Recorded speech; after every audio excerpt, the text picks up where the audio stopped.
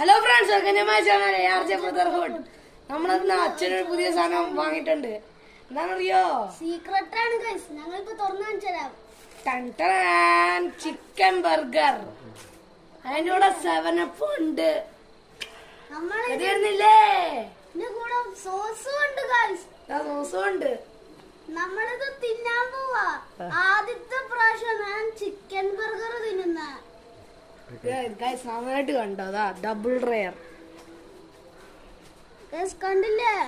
ഇനി ഗൈസ് നമുക്ക് അൺബോക്സ് ചെയ്യാൻ പോവാ. ഗൈസ് നമുക്ക് തിന്നാം.